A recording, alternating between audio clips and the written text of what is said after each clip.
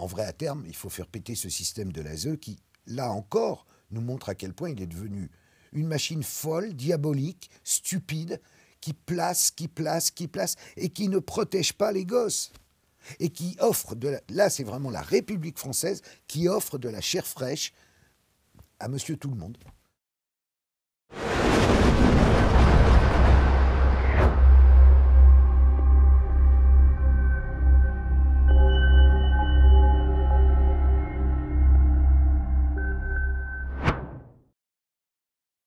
Bonjour à tous, chers abonnés d'Omerta. Merci de nous rejoindre pour ce nouveau grand entretien. Aujourd'hui, j'ai le plaisir de recevoir un ami, un copain, quelqu'un qui vient régulièrement sur cette chaîne YouTube. C'est Monsieur Karl Zéro.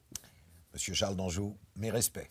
J'ai plus besoin de te présenter, animateur, producteur et directeur de la publication d'une excellente revue dont je recommande la lecture. C'est L'Enfer des Affaires. C'est une revue que vous pouvez trouver dès à présent dans tous les kiosques partout en France, aussi en vente sur ton site internet. Sur l'enversdesaffaires.fr. Exactement. Alors, tu t'es spécialisé dans le combat pour la protection de l'enfance, pour la protection des mineurs. Et ce coup-ci, là, tu tapes très fort puisque ce numéro est consacré à la nouvelle prostitution. Tu titres 25 000 mineurs de l'aide sociale à l'enfance prostitués, en danger. Pourquoi avoir décidé de consacrer ce numéro à cette problématique en particulier? Eh ben, c'est très lié à mon combat contre la pédocriminalité. Ça fait 5-6 ans que je suis là-dessus à fond, depuis en gros que je suis en retraite, même si j'ai une chaîne de télé, mais c'est quand même une retraite. Et j'ai décidé de faire ce combat-là. Et puis, je trouve que on n'aboutit pas à grand-chose, ça ne se réveille pas beaucoup, il n'y a pas encore ce formidable mouvement que j'attends de toute la société en disant on ne touche pas aux enfants, on arrête la pédocriminalité, on met des peines très très lourdes aux pédophiles et on n'en parle plus et on passe à autre chose et les enfants sont protégés. Bon. Et là, tout d'un coup, m'arrive un témoignage d'une fille qui vient de l'ASE, qui a passé des années là-bas, et qui a été prostituée à partir de l'âge de 12 ans jusqu'à 22 ans. Donc on va dire que de 12 à 18, elle était en foyer de l'ASE à Villiers-sur-Marne. Et là, je comprends que, au travers de son témoignage, que c'est pas quelqu'un d'isolé. Que c'est, en fait, elle me dit, mais je dis, mais combien se prostituaient au sein du foyer? Elle me dit toutes. Mais je dis, comment toutes? Ben, toutes. Il n'y a pas d'autre choix. Mais pourquoi il n'y a pas d'autre choix? On ne nous propose rien. On ne nous propose rien d'autre en réalité. En revanche, les éducateurs, les veilleurs de nuit, nous poussent vers ça. C'est-à-dire, ça commence par des petites gâteries, si tu vois ce que je veux dire, de l'amitié. Ce sont quand même des filles, elles ont été retirées à leur famille. Hein. Ce sont des enfants ébréchés qui arrivent là-dedans. C'est pas des enfants... Déjà, c'est des enfants, on va dire, qui n'ont pas eu de chance. On les met ensemble... Et on ne les tient pas. Quand je dis on ne les tient pas, on leur offre aucun modèle, aucun avenir. On les garde comme ça, mais on ne les garde pas vraiment, puisque le soir, elles sortent. Alors, moi, je ne pensais pas que dans les foyers, on avait le droit de sortir, mais elles ne demandent pas d'autorisation, elles sortent. Et puis, qui les attend à la sortie? Eh bien, des petits Macs. Et c'est qui ces petits Macs? C'est des copains des veilleurs de nuit. Les veilleurs de nuit ont prévenu, il y a une nouvelle qui est arrivée, hop, elle sortira à 22h, bien maquillée, ne t'inquiète pas. Les autres les emmènent, faire quoi? Se prostituer. Et donc ces filles se retrouvent à faire 10 passes d'affilée, en retour au foyer, et on recommence la nuit suivante, ou alors elles partent 3 jours. Et dans des cas comme ça, la moindre des choses, de la part des ASE, donc des responsables de ces foyers, des éducateurs, serait de signaler au juge. Toutes ces filles, elles ont vu un juge pour se retrouver là. De dire, elle n'est pas là, elle n'est jamais là. Ou alors... c'est bizarre, elle est habillée, il y en a pour 4 000 € d'habits sur elle, où elle a telle chaussure, tel sac. Non, ils ne voient rien, tac, comme les petits singes là, tu vois. Ils font semblant que ça n'existe pas. Et en cherchant, en parlant avec des gens dont c'est le métier, Michel Hamas, l'avocat marseillais, on va y revenir, ou Claude Ardide et Nadège Hubert qui viennent de sortir un bouquin, je me rends compte que le phénomène est généralisé et qu'on peut parler de 25 000 mineurs livrés à la prostitution. Alors comment elle procède? Donc, je t'ai dit, les petits mecs viennent la chercher devant le foyer. Et là, Ils les mettent sur des sites d'escorte, alors qu'elles ont 14 ans. Alors elles disent évidemment qu'elles ont, parce qu'on ne demande pas la carte d'identité pour s'inscrire. Elle dit j'ai 18 ans, je m'appelle Cindy alors qu'elle s'appelle Paulette. Et la Cindy, elle est donc en 2 clics, tu peux aller consommer toi la Cindy. Donc s'il y a 25 000 filles comme ça qui sont lâchées dans la nature, combien il y a de clients? À 10 par jour, 250 000 au bas mot. Ce chiffre, il sort d'où, les 25 000? Comment tu as réussi à comptabiliser Eh ben, on prend le nombre de foyers, on regarde le nombre de filles, on regarde sur les sites d'escorte combien il y en a. Et on fait la règle de 3 et on se rend compte qu'on a 25 000. On savait qu'en 2021, il y en avait 15 000. On sait que maintenant, c'est exponentiel. Toi, cette prostitution que tu décris, c'est une double prostitution. Tu parles de prostitution en interne avec les cadres qui travaillent dans les foyers de l'ASE et aussi des vrais réseaux criminels à l'extérieur qui... Ces réseaux criminels, bien sûr. Et ça fonctionne ensemble, c'est ce que tu veux dire. Comme tu as des... Comme la police a des indices, on ne va pas dire les narcotrafiquants, mais les prostituaux-trafiquants ont des indices au sein des foyers. Qui rentre, qui sort, il y a qui, elle est jolie, pas jolie, à quoi elle peut servir, elle est farouche, elle n'est pas farouche, etc. Elle a un grain, elle n'a pas de grain, bon. Ils savent tout. D'ailleurs, on parlait des narcotrafiquants, c'est exactement les mêmes en réalité. Beaucoup de narcotrafiquants se disent finalement, je vais plutôt faire un peu de prostitution, je prendrai beaucoup moins cher et je ne vais pas me faire tuer par la mafia des MZ dans 2 jours. Là-dessus, il n'y a pas d'enjeu. Et si je tombe, je prendrais un an et dont 6 mois avec sursis. Donc je risque rien. Donc c'est un gros business, c'est beaucoup d'argent. Les filles, elles se font entre 2 et 3 000 par jour. C'est beaucoup d'argent. Des filles qui n'ont rien et qui se retrouvent. Alors évidemment, ils les mettent dans la drogue. Déjà, quand elles sont fouillées, elles fument du shit. Après, ils leur filent un peu de coke. Et après, elles sont au crack. Et quand tu es au crack, c'est fini. Tu es tenu. Toi, tu connais bien l'ASE, tu dénonces les pratiques, le mode de fonctionnement et comment dire, une institution qui, quelque part, est hors de contrôle. Ce phénomène que tu décris là, est-ce qu'il est nouveau? Est-ce qu'il est exponentiel? Ou est-ce qu'il existait déjà il y a 20 ans? Il existait évidemment déjà il y a 20 ans, même il y a 30 ans, il existait. Du temps de la DAS, on appelait ça la DAS. Il y avait déjà le même système. Mais il y avait beaucoup moins de ces petites prostituées. Pourquoi? Parce qu'il n'y avait pas les réseaux sociaux. Parce que s'inscrire sur les sites en question d'escorte, c'est très facile. Pour elles, en 2 clics, elles le font. Elles font des photos entre elles. Et dès qu'une petite rentre, elle va être prise en main par les autres petites, qui vont lui présenter déjà les bonnes personnes au sein du foyer, puis les bonnes personnes, ou plutôt les très mauvaises, à l'extérieur du foyer. Et elles se retrouvent prises en main. Et elles ne peuvent pas y échapper. Et on leur propose rien. Et tout le monde le sait, là où c'est beaucoup plus grave. Tout le monde le sait, à tous les échelons. Et personne ne fait rien. Comme si finalement, c'est pas grave. C'est des petites, il faut bien niquer, allons-y. C'est quoi le profil type d'une jeune fille comme ça, d'abord peut-être qui arrive à l'ASE et ensuite qui passe à la prostitution? Le profil type, il est simple. Et c'était, tu le disais, j'ai déjà consacré un numéro à l'ASE, mais c'était sous l'angle des placements abusifs. C'est-à-dire que on se rend compte que dans les enfants placés, il y en a 80% qui n'ont rien à faire dans des foyers ou dans des familles d'accueil. Pour un oui, pour un non, les services sociaux vont placer des gosses. Le moindre truc va faire placer un gosse. Une engueulade entre les parents, surprise par un voisin qui prévient une assistante sociale, ils vont débouler. C'est du placement abusif. Placement abusif. Ils les foutent en foyer. Parce que il peut y avoir des situations, évidemment, où il est important de placer l'enfant. Combien même il va mal tourner derrière, parce qu'il est violé par son père, parce que ci, parce que ça. Mais dans la plupart des cas, c'est des enfants, il y a un peu de laisser-aller, ou la mère picole, mais on pourrait les placer chez les grands-parents, chez un oncle, dans la famille. C'est comme si la notion même de famille, dans ce pays, n'existait plus.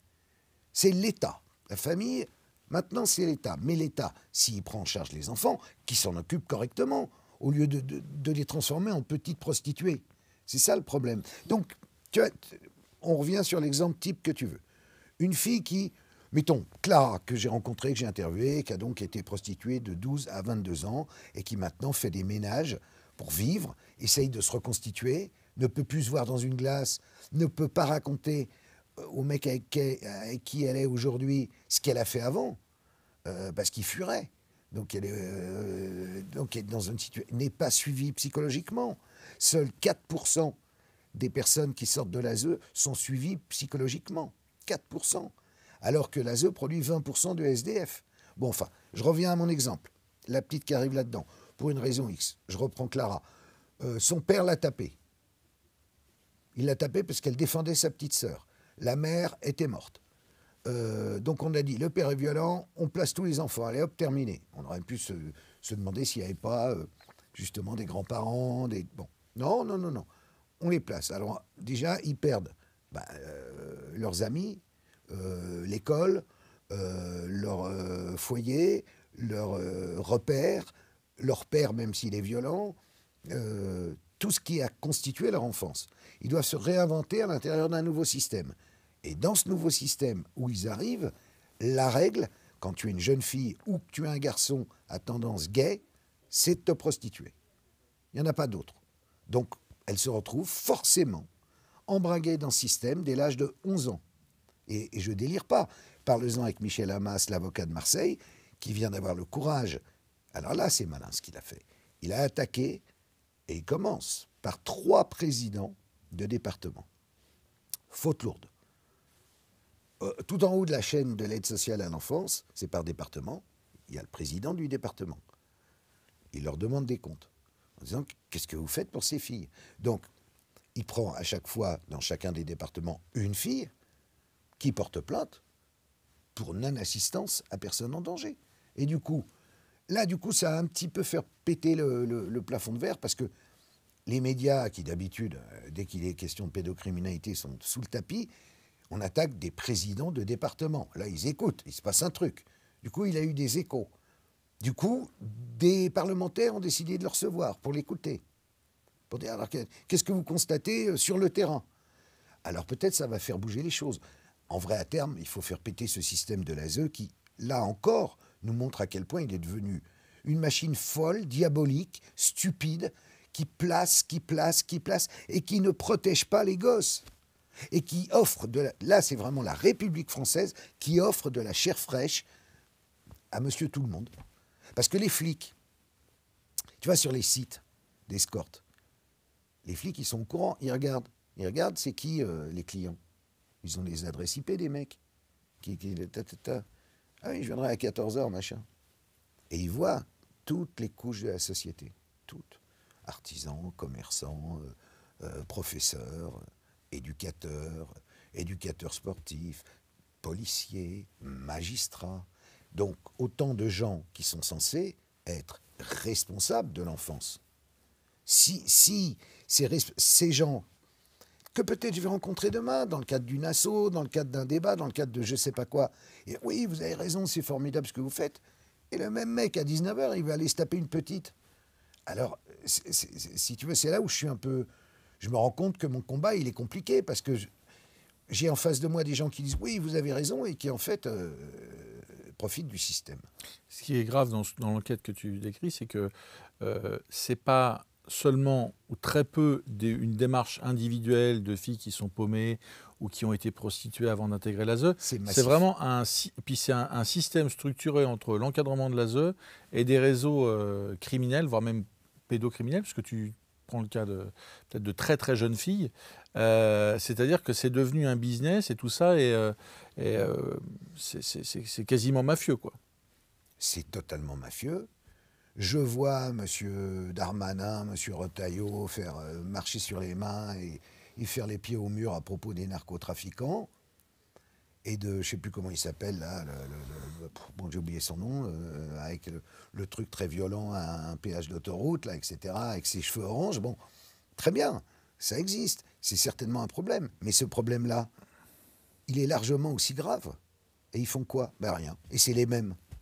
Tu sais si ces réseaux qui organisent la prostitution des jeunes filles de l'ASE sont liés au narcotrafic Ils le disent eux-mêmes. Ils disent j'abandonne. Ça, c'est dans le bouquin de Nadège Hubert et Claude Ardide. Ils ont rencontré les jeunes Macs. Les jeunes Macs, ils viennent de la cité. Alors ils commencent dealer, machin truc, puis à un moment, soit tu deviens chef des dealers, et puis alors là, tu fais go fast et machin et truc, et là, tu peux te prendre des rafales de Kalachnikov. Si ton boulot, ça consiste à aller chercher des petites de 12 ans à la sortie d'un foyer, en plus, tu noteras que les foyers, ils sont toujours dans des zones. T'as aucun foyer dans le 16e à Paris, hein. C'est toujours des endroits qui sont des endroits où il y a une violence latente et où les mecs vivent. Ils crèchent là, eux-mêmes, pour leur plaisir, sont contents de trouver un peu de chair fraîche et d'en faire profiter, alors là, le kidam moyen. Donc, c'est véritablement du trafic sexuel en France, aujourd'hui, et sous l'égide de l'ASE. Et les foyers de l'ASE sont devenus un vivier pour ces organisations criminelles. Tu décrivais dans des numéros précédents les problèmes de violence interne, aussi de viol entre, bien entendu, entre jeunes filles, jeunes garçons placés dans l'ASE. On a l'impression que cette structure, quels que soient d'ailleurs les départements, à moins qu'il y ait un département qui s'en sorte mieux que d'autres, mais que ces structures sont... que tout est gangréné et qu'en fait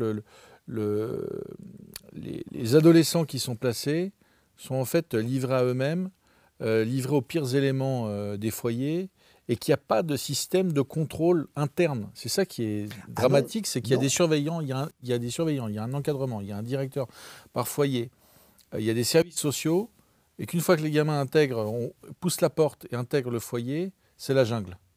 Ah mais la jungle absolue. C'est parce qu'il faut... C'est pas parce que tu es en foyer que c'est pas le concours, c'est comme dans les écoles, le concours de celui qui va être habillé le plus chic, le plus à la mode, le plus classe, des habits de marque, etc. Comment veux-tu les avoir ? Ils rêvent sur leur portable, ils voient des trucs d'influenceuses, de TikTok, de machin, elles veulent tout être comme ça. Et donc, comment tu te le payes ? Il y a une solution toute trouvée, tu te prostitues. Et elles n'y voient même pas le mal, elles pensent que c'est normal.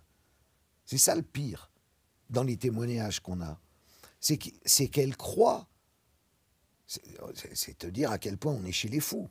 Elle croit que c'est la voie normale. Donc c'est consentant pour la plupart. Ah mais la plupart c'est consentant. En plus elles sont droguées, donc elles n'y voient même pas le mal. Tu vois. Il y a quand même une alternative, parce que dans le temps, dans les années 50 ou avant, il y avait quand il y avait des foyers, il y avait un uniforme, il y avait une discipline, il y avait des surveillants qui étaient formés, etc. C'est possible de le faire. On reparle de l'uniforme à l'école, on reparle des internats pour rééduquer des gamins qui sont en perdition, qui sont ultra-violents, etc. Moi-même, j'étais en lycée militaire. Je sais que c'est possible d'avoir quelque chose qui fonctionne. Pourquoi là, ça ne fonctionne pas ? Mais parce qu'il n'y a pas du tout cette volonté-là de les encadrer. Il y a juste la volonté... C'est comme si tu avais un petit enclos avec des animaux. Puis voilà, puis tu leur lances un bout de pain, non, tu leur files à bouffer à la cantine. Si elles sortent, ils t'expliquent, les directeurs de foyer, on n'a aucun droit de rétention sur eux. Ils font ce qu'ils veulent. Comment ça, ils font ce qu'ils veulent ? Vous pouvez pas les boucler, non, on ferme la porte, c'est simple, non ? Non, on n'a pas le droit. Et qu'est-ce qu'ils risquent ? Je ne sais pas. Rien. Ils ont qu'à les boucler. Mais tu parles, ils laissent faire. Et d'ailleurs, les filles témoignent aussi que même les directeurs de foyer, parfois, ont la main baladeuse, sont un peu relous. Alors, je pose la question, est-ce qu'ils ont choisi ça par hasard, d'être en contact avec l'enfance ? Et la réponse est que, malheureusement, non. C'est un peu par goût aussi, par atavisme pour ça. Parce que dans toutes les enquêtes sur lesquelles tu travailles et que tu publies via ta revue, notamment, et sur Internet, sur ta chaîne YouTube, tu décris effectivement que tout ce qui tourne à la protection de l'enfance, en fait, attire les pédocriminels, les tordus, les maniaques, etc. Et qu'en fait, il n'y a pas de contrôle sur ces structures, sur l'encadrement, il n'y a pas vraiment de sélection. Est-ce qu'il y a des tests psychiatriques psychologiques au moins pour les encadrants, les surveillants Rien. Alors, il faut 20 mois d'études, bon, c'est pas très très long, pour devenir éducateur des services sociaux. Déjà, en 20 mois, tu as appris quoi? Qu'est-ce que tu connais aux enfants? Qu'est-ce que tu connais à la vie? Qu'est-ce que tu... Bon. Les veilleurs, ceux qui sont là la nuit, les surveillants de nuit, il faut rien. Il faut juste chercher un boulot. Alors là, t'imagines, c'est quand même assez facile. Justement, tu n'habitais pas loin. Dans la journée, tu deals un peu le shit. Bah, le soir, tu peux être un peu veilleur. Enfin, on met absolument n'importe qui. Et au-dessus, on est débordé et on n'a pas assez de personnel. Rappelons 9 milliards 600 millions d'euros par an, rien que pour l'hébergement, sont donnés par l'État aux ASE. Donc ce n'est pas un problème de budget. Eux disent que c'est un problème de budget, mais moi je réponds mon cul. Évidemment que non, c'est pas un problème de budget. C'est un problème de volonté. C'est un problème de dire, bon, bah c'est fini les conneries. Il n'y a personne. Il y a personne. Et Dieu sait qu'ils sont au courant. Hein. Il y a une députée Santiago, Isabelle Santiago, Val-de-Marne, PS. Bon, bah, elle a alerté, elle a rendu un truc. Bon, ils sont assis dessus comme d'habitude. Hein. Tu vois, elle a fait des tables rondes, des machins. Ils font toujours ça. Ils font toujours des tables rondes, des colloques, et puis des comités théodules. Et à l'arrivée, il n'en sort rien du tout. On ne bouge pas une oreille, on laisse les petites se prostituer. Comme si ça arrangeait tout le monde. Et je finis par croire que ça arrange tout le monde. Dans ton magazine, tu décris tout le processus justement de la prostitution, comment se met en place ces réseaux, comment se mettent en place ces réseaux, comment les filles, quel est le parcours d'une fille qui arrive d'une situation compliquée et qui tombe dans la prostitution, dans des réseaux, etc. Est-ce qu'on sait aujourd'hui, parce que tu as eu des témoignages, tu te bases sur des témoignages, sur des victimes qui ont décidé de témoigner et de réagir. C'est quoi l'avenir pour ces jeunes filles quand elles, justement, tu parlais de jeunes filles qui ont décidé de témoigner, qui ont décidé de réagir. Il y en a d'autres qui gardent le silence. Comment elles s'en sortent? De deux choses l'une. Soit elles s'en sortent très mal, c'est-à-dire que tu passes de, je te disais, 2 à 3 000 euros par jour à 1 000 euros par mois. Et tu fais, Clara en l'occurrence, elle fait des ménages. Et puis elle essaye de s'en sortir. Et puis pour elle, le but, c'est d'épouser son compagnon et d'avoir des enfants. Et comme ça, de repartir vers une nouvelle vie, d'oublier tout ça. Tu en as d'autres, elles deviennent maquerelles. C'est-à-dire, elles vont fédérer un groupe de 10, 15 filles, beaucoup plus jeunes. Et c'est elles qui vont gérer un peu l'infrastructure, tel appartement, de telle date à telle date, tel hôtel de telle date à telle date, toi tu vas là, toi tu vas là, toi tu vas là, elles surveillent un peu. Y a pas, en fait, il n'y a pas d'issue. L'issue, c'est soit... Parce qu'évidemment, il faut aussi se sevrer de la drogue. Et donc, dans le cas de Clara, elle a pris tellement de trucs qu'il a fallu évidemment passer par des cures de désintox, un suivi psychologique.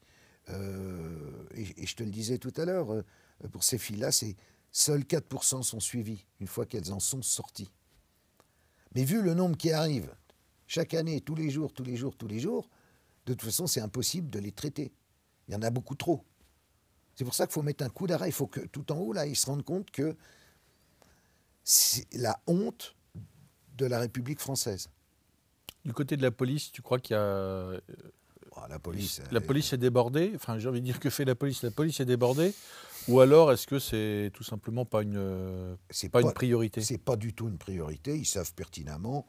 Certains en profitent, hein, tu vois ce que je veux dire, sont clients. Ou peuvent, via ces filles, avoir des renseignements sur tel petit dealer, sur tel truc, etc. Mais la police, il n'y a rien du tout qui nous donne l'impression que la police a décidé de faire un coup de filet ou de dire ça. Non, la police attend des ordres là-dessus. Mais la police s'en fout.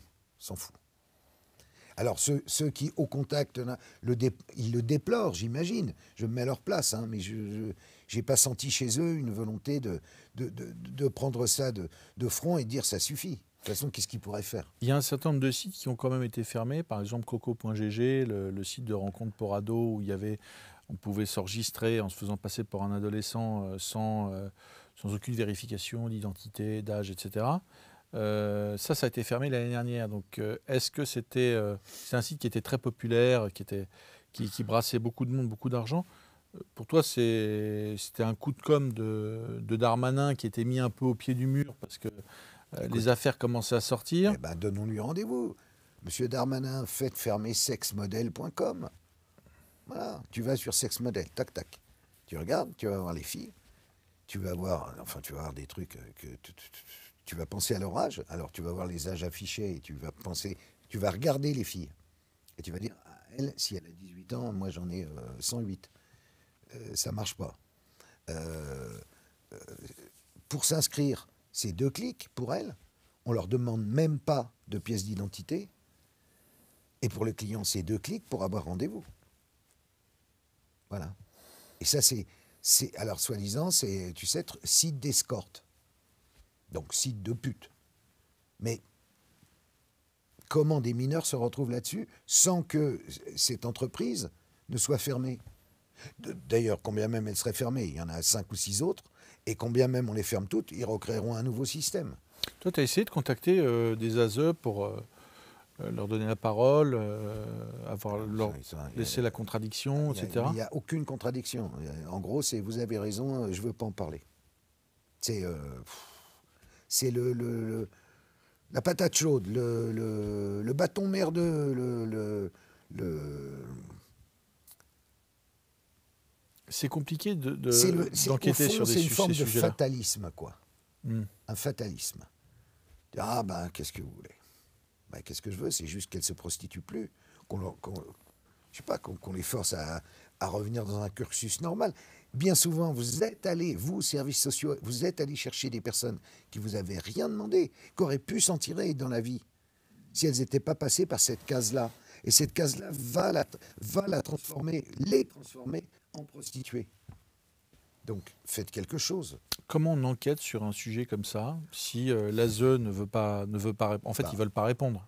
On parle avec tous les autres acteurs du système. Mais quels sont tes capteurs comment un sujet-là, ce sujet, tu connais la problématique, mais comment tu arrives à avoir la matière pour en faire un magazine? Alors, avocats qui traitent ce genre d'affaires, comme Michel Hamas, journalistes qui enquêtent ou qui font des bouquins.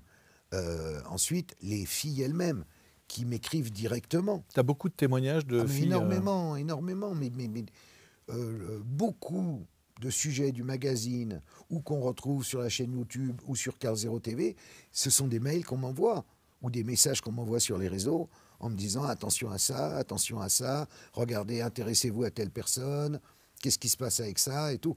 Et c'est comme ça que petit à petit, des sujets qui n'ont pas droit de citer sur les médias dominants se retrouvent chez moi. Parce que les gens sentent bien qu'il faut que ça sorte. Et ils se disent, bon, bah, peut-être Carl Zero, c'est le vecteur, et voilà, moi j'essaye de le faire, autant que possible. Parce qu'en même temps, je n'ai pas une armée de journalistes, j'ai pas... donc, je fais comme le colibri, je fais un petit peu à chaque fois. Est-ce que tu as des témoignages de Mac ou de consommateurs, de clients repentis? Non. Non, non, mais ça serait pas très dur à trouver. Non, ce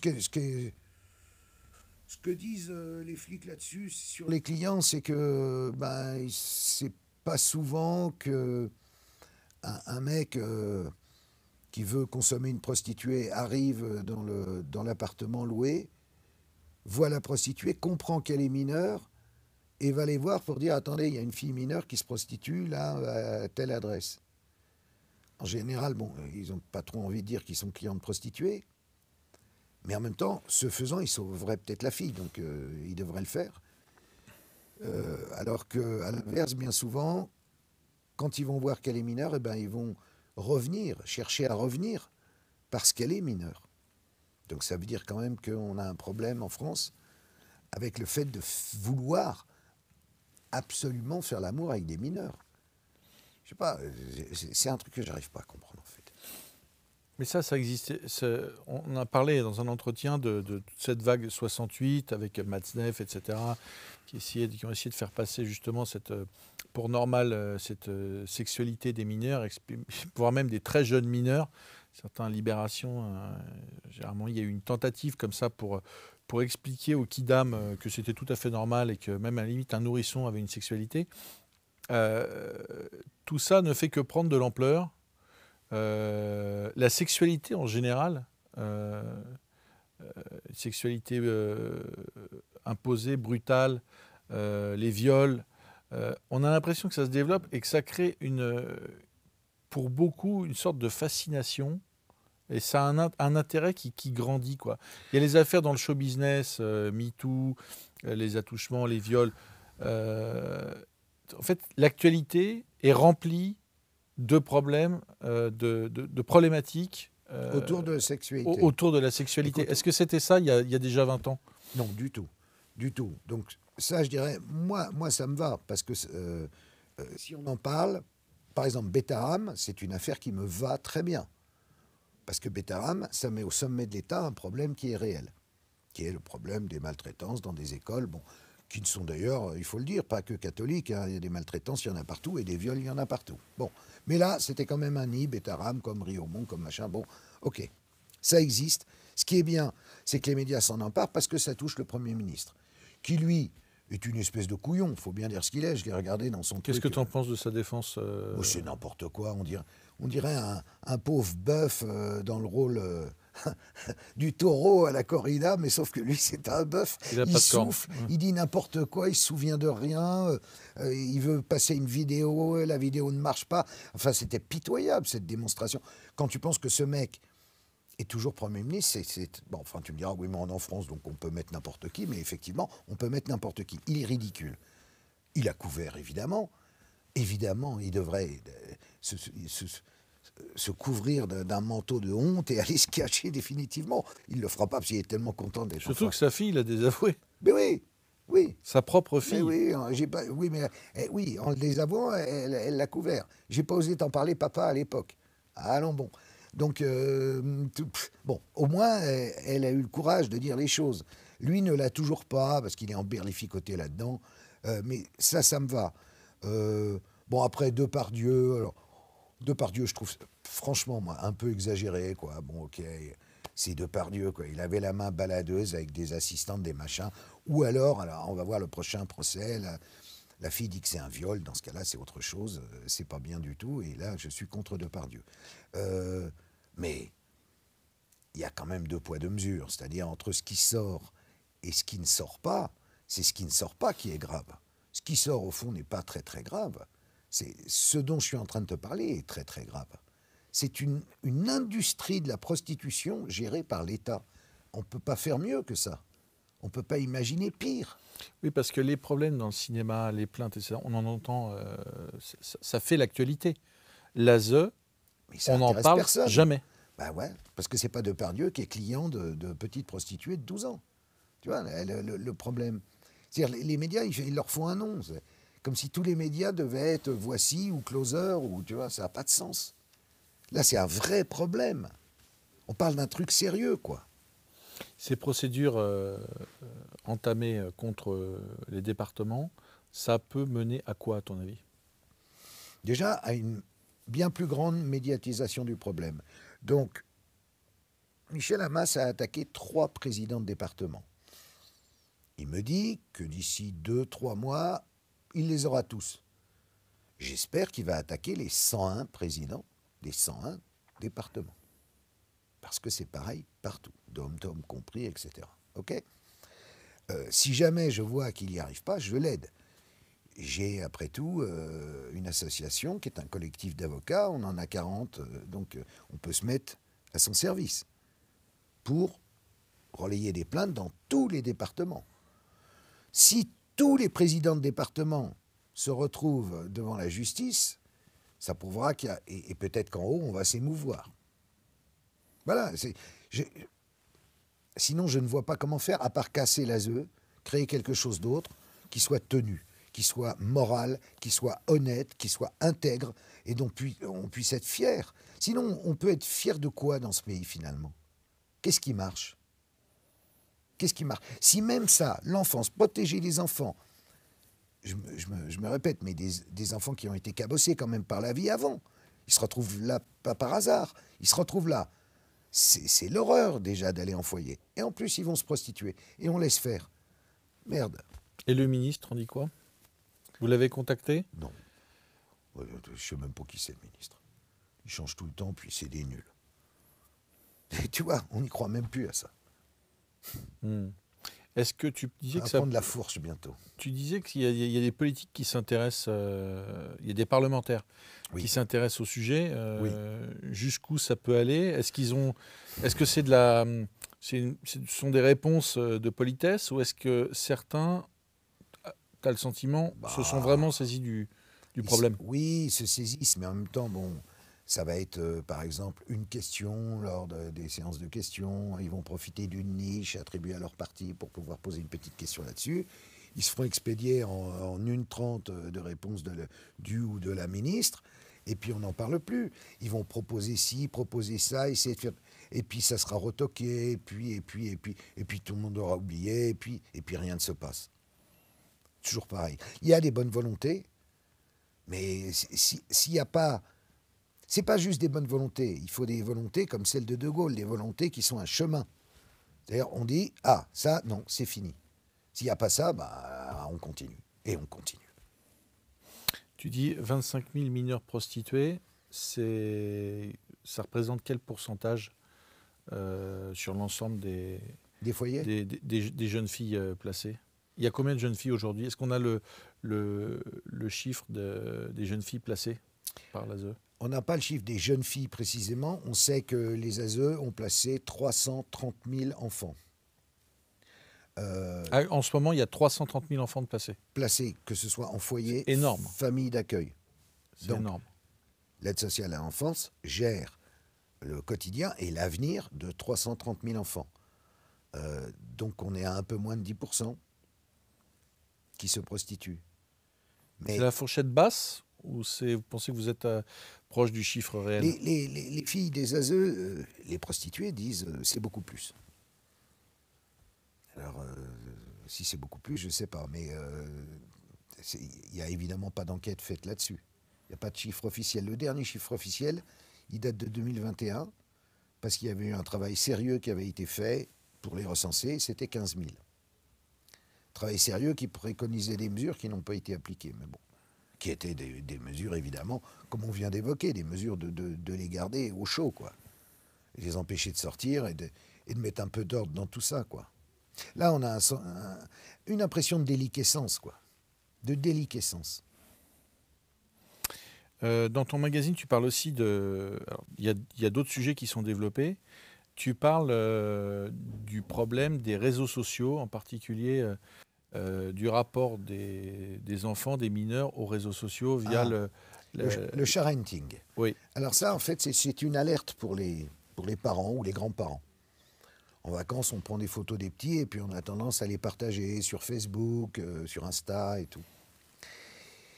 Et là, pareil, tu me disais d'où viennent les infos. Ben, bien souvent, je reçois un mail et on me dit regardez ça. Et là, c'est un gars, il m'envoie un truc. Il me dit allez sur tel site, voilà le mot de passe,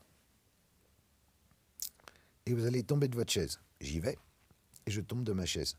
Il y a là des centaines de milliers de photos d'enfants prises justement dans des circonstances de piscine, de jeunes, d'enfants qui se changent dans les douches, tu vois, ou de camps de vacances, ou de trucs, de petites filles à la plage, mais je te parle de 0 à 10 ans, quoi, tu vois, des gosses.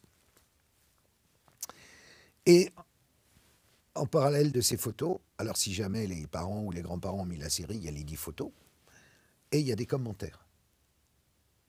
Et les commentaires, alors ils sont dans l'envers des affaires, hein. J'ai publié dans toutes les langues. C'est pas des photos pédopornographiques, c'est juste des photos normales, quoi. Tu vois, une petite fille qui fait la culbute. Alors on la voit faire sa culbute. Et évidemment, ce qui intéresse les gens qui regardent ça, c'est ses fesses, quoi, tu vois. Alors qu'elle a un maillot d'enfant. Et ils écrivent des trucs, mais c'est pas possible, quoi. Et c'est nos photos de famille. Donc là, c'est juste une alerte pour dire, eh ben, désolé, mais on arrête de montrer les photos de famille. Parce que ça se retrouve là-dessus. Alors après, il y a des trucs plus compliqués où ils prennent les visages, avec l'IA, ils mettent des corps, à qui il arrive des trucs et tout. Je parle même pas de ça. Là, je parle juste voilà, c'est juste des photos vraiment banales, sympas, de famille, à barbecue, les petits ont plongé dans la piscine. je mets ça sur mon truc, boum, je retrouve ça sur des sites avec des mecs qui disent des trucs horribles. Voilà. Et c'est finalement le... Est-ce que pour un consommateur, pour un criminel, le point de départ, c'est quoi? C'est justement, c'est d'avoir accès à ce genre de photos. Est-ce qu'il y a, Il s'excite avec n'importe quoi. est-ce La qu'il y a une preuve. gradation dans la, Ah bah oui, dans non, la mais bien sûr. progression? Non, mais je pense pas qu'il commence par regarder des photos de petits à la piscine ou de petits. Je pense que tout leur est bon. On l'a vu avec le procès Le Squarneck. Tout lui était bon.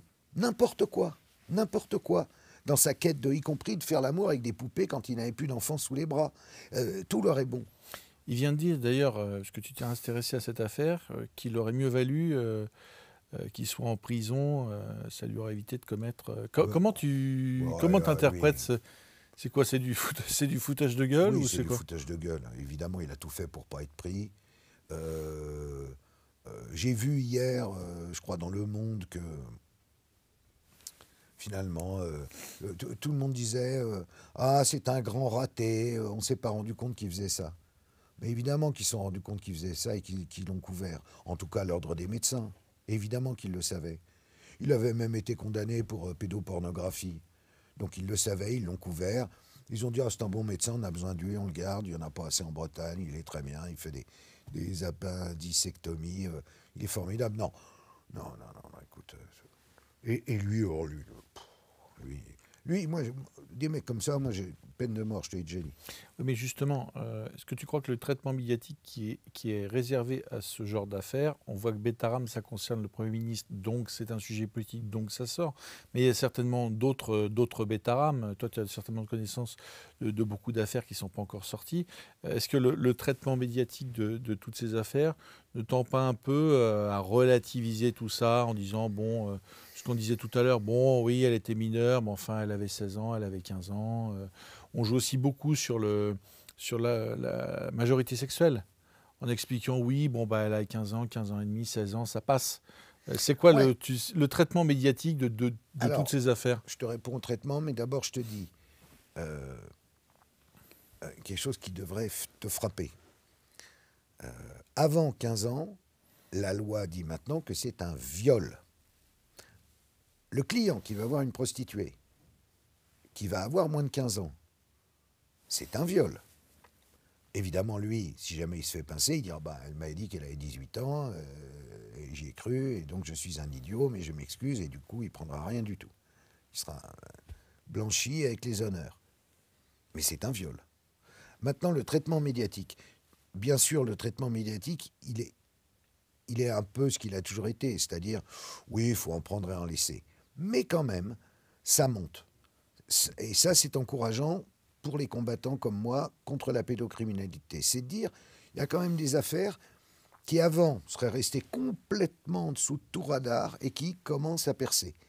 Et elles commencent à percer parce qu'il y a justement les combattants, il y a justement les médias alternatifs qui nous donnent la parole et que les gens regardent. Moi, je le constate. C'est très intéressant d'ailleurs de constater ça. Si je vais dans la rue et tout, des gens viennent me parler de ce combat-là. Ils ne viennent pas me parler de « Ah, mais vous étiez à Canal+ il y a 20 ans ». Donc les gens, ils ont bien compris, donc ils nous suivent. Ils nous suivent, ils savent qu'on a raison. Et ils voient bien que, bon, il y a toujours la chape de plomb et qu'on n'arrive pas, mais ils savent aussi qu'on va finir par y arriver. Et que des affaires comme Betaram, ça nous aide. Mais profondément. Parce que les gens en parlent. Et plus ils en parlent, et mieux on se porte. Parce qu'à la fin, on va peut-être quand même réussir à faire péter le système. C'est intéressant ce que tu dis sur les médias alternatifs, parce que concernant Mertal, et je crois que les deux plus belles audiences de la chaîne YouTube, c'est avec toi. Ce qui veut dire qu'il y a un public qui s'intéresse au sujet, donc ça passe sur la sphère médiatique qui est non mainstream. En revanche, sur la sphère mainstream, alors qu'en fait, ce n'est pas un problème d'audience, puisque ça intéresse les gens. Ah non, ça fait c'est un problème que je 2 minutes au journal de 20 h quand il y a vraiment une très grosse affaire. Et puis ça sera sans moi, parce que je ne suis pas invité de toute façon. Moi, je suis blacklisté, il est fou, machin, complotiste, mes couilles. Je crois que les gens se rendent compte que je fais ça vraiment. Alors, comme je l'ai déjà dit, si je voulais m'enrichir, je ne lutterais pas contre la pédocriminalité. Je ferais mon métier, le métier que je faisais avant. Je serai animateur, producteur, que sais-je encore, je ferai des docs. Non, je me bats pied à pied, jour après jour. Donc ça, les gens se rendent compte que je ne fais pas ça pour déconner, que je le fais vraiment et que je le fais dans un but qui est, comment on peut dire, noble, qui est un but, voilà, il faut que ça change. Après, il faut qu'on parvienne à ce que les médias, tout frileux qui sont et tout cons qui sont, arrivent à fond de l'armure et arrivent à nous relayer. Parce que malheureusement, si une affaire comme celle dont on vient de parler, il faisait trois trucs de 10 minutes à BFM TV ou à CNews, alors là, les gens commenceraient vraiment à s'en emparer beaucoup plus. Donc ces médias, ils ont un rôle et ils sont fautifs dans leur silence. Ils sont fautifs. C'est-à-dire, ils laissent faire. Ils attendent toujours de voir qui va commencer. Personne ne commence jamais. Heureusement, il y a les médias. Nous, on commence. Du coup, après, c'est eux, ils nous appellent. Dans l'affaire Betaram, j'ai interviewé la fille d'un professeur de Betaram. Qui racontait que à la maison, c'était Betaram toujours. C'est-à-dire, ils la battaient, ils avaient le supplice du perron, là où tu es tout nu devant la maison, parce que tu as déconné, etc. Sexuellement pas très clair, bref. Et maintenant, c'est les mecs de France Télé qui m'appellent, voilà, je pourrais avoir le téléphone de la dame, etc. Mais ils veulent les infos et les contacts. Bien sûr. Mais ils veulent pas... Est-ce qu'ils vont en parler? Et déjà, est-ce que cette personne a envie de leur parler? Elle n'a jamais cherché à joindre des journalistes. Hein. Elle a cherché à joindre des gens qui sont des combattants. Parce qu'elle sait très bien qu'on va lui donner la parole et qu'on va la croire à un moment où... voilà, quoi. Alors, dans ton magazine, tu parles aussi qu'il y a 2 dossiers très intéressants et assez étonnants, je dois dire. Le premier, c'est le pape assassiné. C'est assez... alors, ça parle la théorie de ton contributeur dit que le pape, en fait, ne serait pas mort... le pape Jean-Paul Ier. Jean-Paul Ier ne serait pas mort de sa belle mort, mais qu'il y aurait eu... oui. Ce serait plus compliqué. Alors, je m'y suis intéressé. J'ai même pas de contributeur, je l'ai écrit. Et donc, pour l'écrire, j'ai repris tous les livres qui ont pu être écrits sur cette affaire de la mort de Jean-Paul Ier. En gros, il y a 2 théories. Une théorie officielle et vaticane qui est que, dans un sourire apaisé, tenant l'imitation de Jésus-Christ ouvert dans ses doigts de presque saint, Jean-Paul Ier s'est endormi pour toujours dans son sommeil. Ça, c'est la version officielle. Version officielle. Canonisation, machin, truc. D'ailleurs, il mérite d'être canonisé. L'autre version, qui est la vraie, c'est Jean-Paul Ier, il est nommé et il se rend compte que la curie est un bordel sans nom, avec des intérêts dans tous les sens, de la mafia, de la loge P2, des francs-macs italiens, de Monseigneur Marcinkus, le banquier de Dieu, le banquier du Vatican, qui a les mains sales au-delà du possible, et il se dit, je fais le ménage. Et le voilà, bien décidé à faire le ménage. Bon, c'est pour ça qu'il va durer que 33 jours. Intervient, il y a une engueulade avec Monseigneur Villot, qui est camerlingue, à qui il explique, donc ça c'est le jour de sa mort, avant la nuit où il meurt, et il a une liste dactylographiée où il y a les noms de tous ceux qui vont gicler, parce que ça suffit comme ça, nouveau pontificat, Paul VI terminé, maintenant c'est moi. Et chose rare, on entend des éclats de voix, ils s'engueulent. Au Vatican, c'est rare que les mecs s'engueulent, en général, ils se confessent, là ça crie. Et dans la nuit, il disparaît. Et après, plus rien ne correspond entre la version officielle et l'autre version, qui a été enquêtée et argumentée par beaucoup d'enquêteurs, beaucoup de journalistes, des prêtres, notamment un prêtre espagnol extraordinaire qui a aujourd'hui encore, il a 81 ans, il continue, alors que l'histoire se passe en 78, donc il y a presque 50 ans. Mais il continue à dire, il a été assassiné.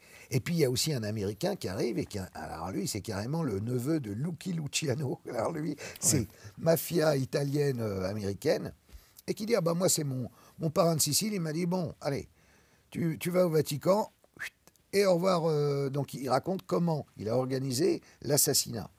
Et alors l'assassinat, ça c'est assez incroyable. Ils ont commencé par mettre du Valium.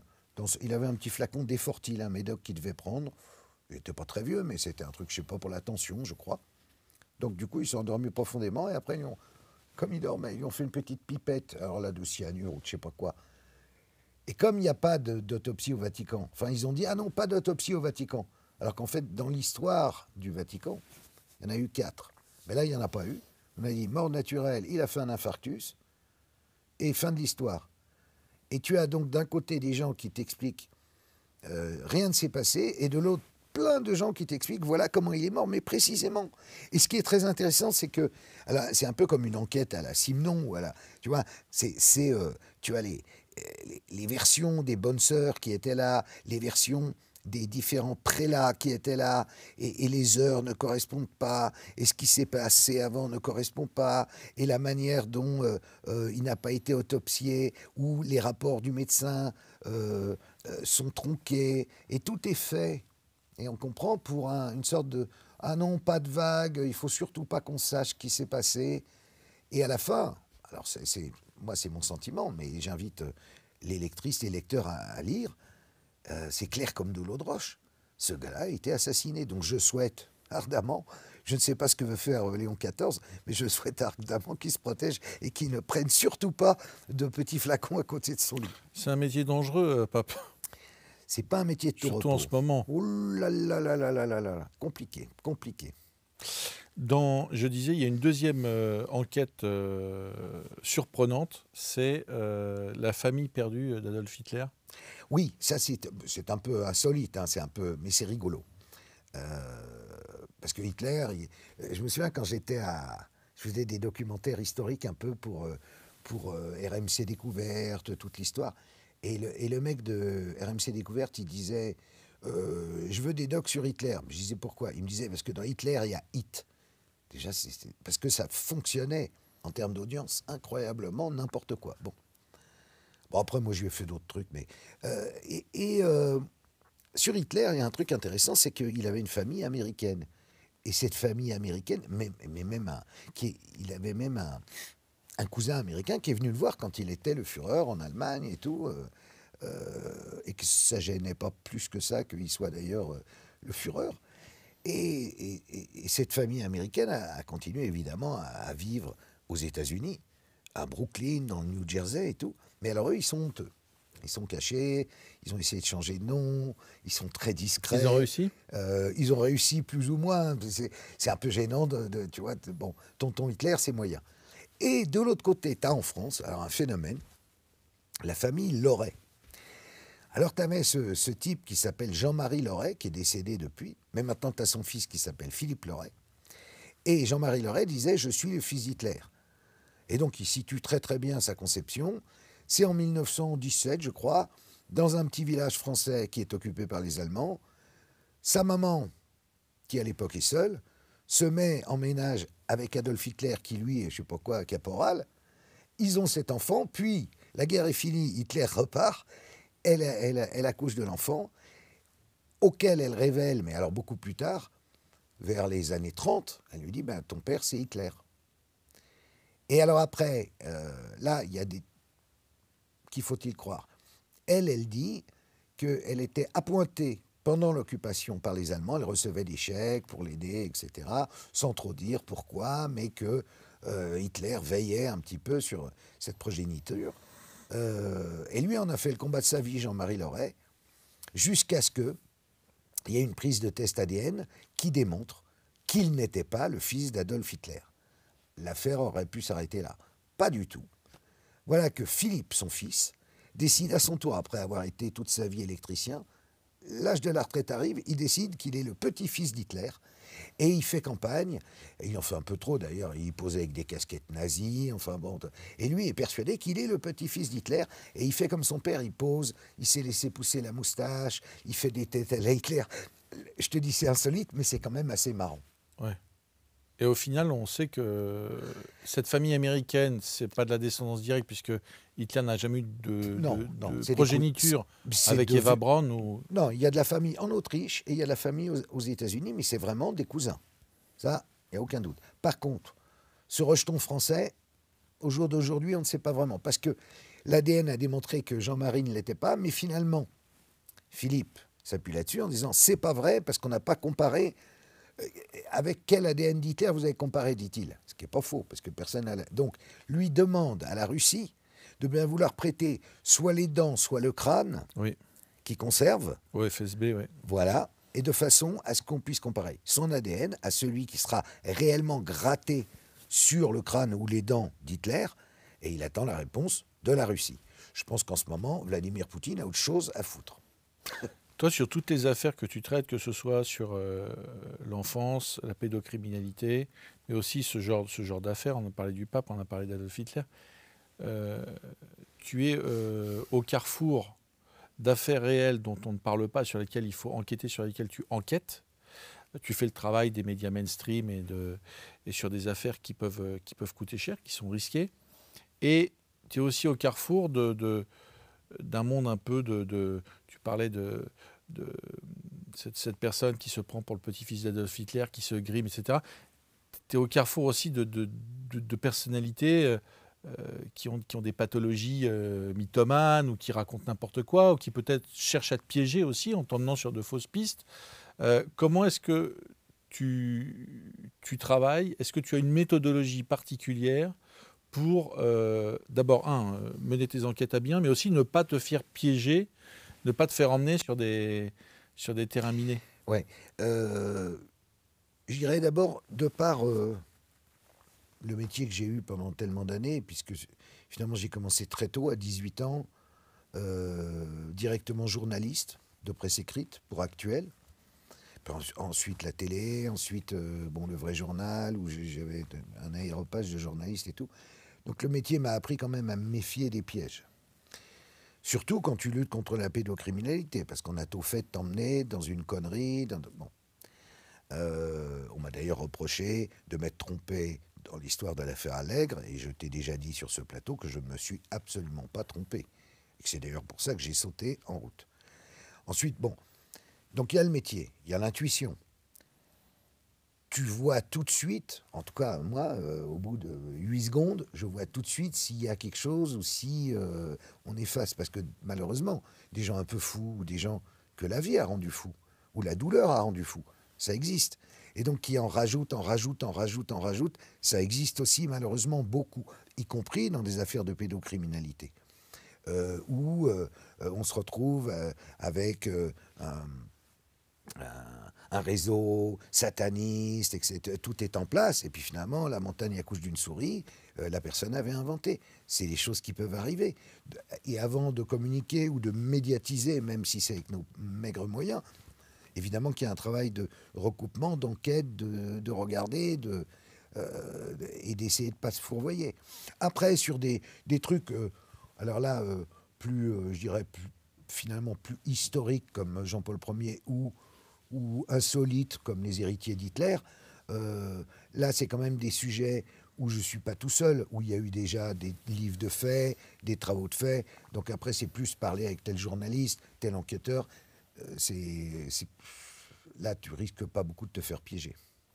Est-ce que tu peux nous dire, peut-être nous donner des pistes sur les prochaines affaires sur lesquelles tu travailles? Est-ce que tu vas creuser cette question de l'ASE, tu as estimé en avoir fait le tour, ou est-ce que tu vas continuer d'appuyer? Est-ce que tu as d'autres sujets d'investigation, d'enquête? J'en ai, mais là, je vais te dire, on est en train de préparer quelque chose d'extrêmement différent pour l'été.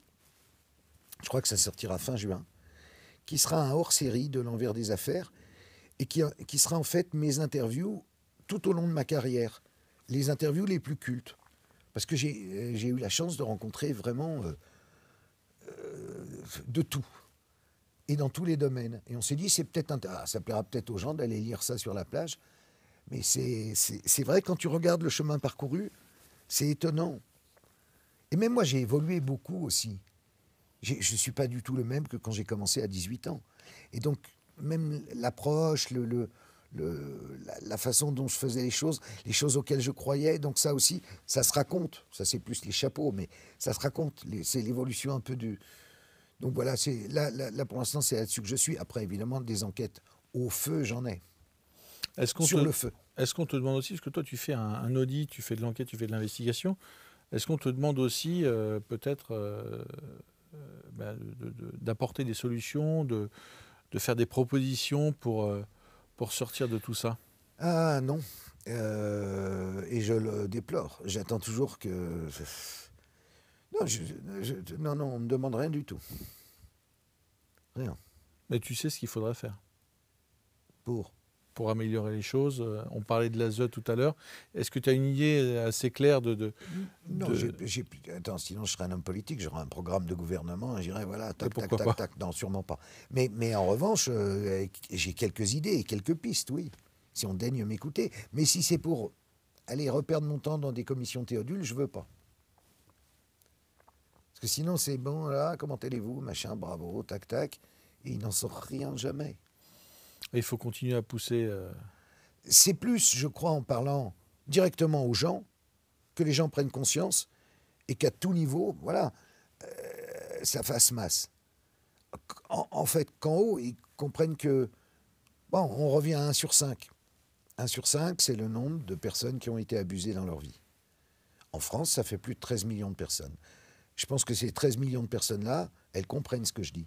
Je pense que ça, en termes électoraux, ça vaut quelque chose.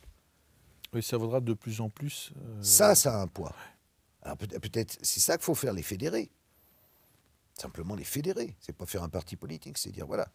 Et à un moment, on dira pour qui on vote, en fonction de vos programmes. C'est peut-être ça que je dois faire, j'en sais rien, moi. Oui, que ça devienne en fait politiquement incontournable au moment des grandes c'est un levier. échéances électorales. En réalité, c'est un levier. S'ils veulent rien faire, on peut leur faire comprendre comme ça. Après, la vraie question que je me pose, c'est est-ce que j'ai l'énergie? Après, il faut monter une équipe. C'est un boulot incroyable. L'énergie, tu en as, il n'y a pas de doute. Écoute, j'ai 63 ans, bientôt 64.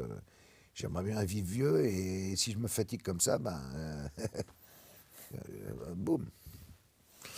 Chers amis, vous l'avez compris, si vous souhaitez participer à ce combat, alors procurez-vous dès maintenant le numéro du magazine de Karl, L'envers des affaires, consacré à la nouvelle prostitution. 25 000 prostituées issues des rangs de l'aide sociale à l'enfance. Abonnez-vous aussi à ta chaîne YouTube. On met le lien en description. Ouais, et à Karl Zero TV, où il y a maintenant 250 documentaires et films qui concernent, et qui viennent du monde entier, et qui concernent la pédocriminalité. C'est 5 € par mois. Nous avons besoin de votre soutien pour combattre, donc procurez-vous son magazine. Et pour ceux qui ne l'ont pas encore fait, abonnez-vous à cette chaîne YouTube. Et tous les liens pour contacter et vous procurer les productions de Karl sont en description de cette vidéo. Je vous dis à très bientôt. Merci Karl. Merci Charles.